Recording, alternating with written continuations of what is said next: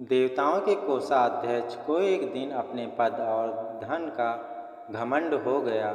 इसी घमंड में वे शिव जी के पास पहुंच गए और शिव जी को सपरिवार अपने महल में खाने के लिए निमंत्रण दिया। शिव जी ने कहा कि आप हमें खाना खिलाएंगे, इससे अच्छा तो ये है कि आप ज़रूरतमंद लोगों को खाना खिलाएं। कुबेर ने कहा कि भगवान, मेरे पास बहुत धन है और मैं ज़रूरतमंद लोगों को तो खाना खिलाता रहता हूँ, लेकिन आज मेरी इच्छा है कि मैं आपके परिवार को भी खाना खिलाऊं। शिव जी समझ गए कि कुबेर को अपने धन और पद का घमंड हो गया है। उन्होंने कहा कि मैं तो कहीं आता जाता नहीं हूँ, आप एक काम करें, गणेश को अपने साथ ले जाएं, उन्हें भोजन करा दीजिए, लेकिन ध्यान रखें गणेश की भूख आसानी से शांत नहीं होती है। कुबेर ने कहा कि मैं सभी को खाना खिलाता हूँ तो गणेश जी को भी खिला दूंगा। खाने का निमंत्रण पाकर गणेश जी कुबेर के महल पहुँच गए।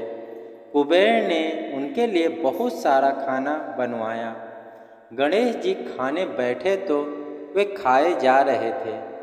थोड़ी ही देर में कुबेर की रसोई का पूरा खाना खत्म हो गया।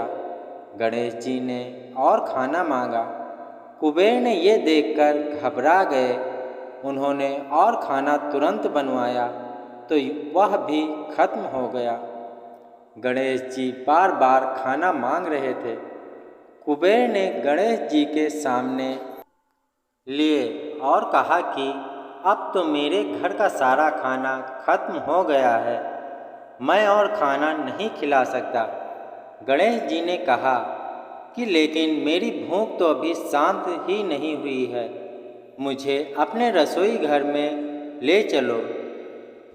कुबेर गणेश जी को रसोई घर में ले गए तो वहाँ रखी सभी चीज़ें गणेश खा गए। गणेश जी अब भी भूखे थे।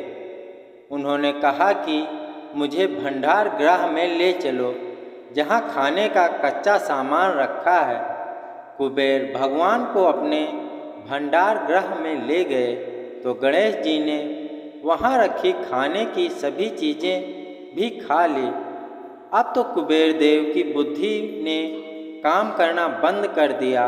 वे तुरंत ही शिव जी के पास पहुँच गए। उन्होंने शिव जी को पूरी बात बता दी। शिव जी ने गणेश जी से कहा कि जाओ माता पार्वती को बुलाकर लाओ।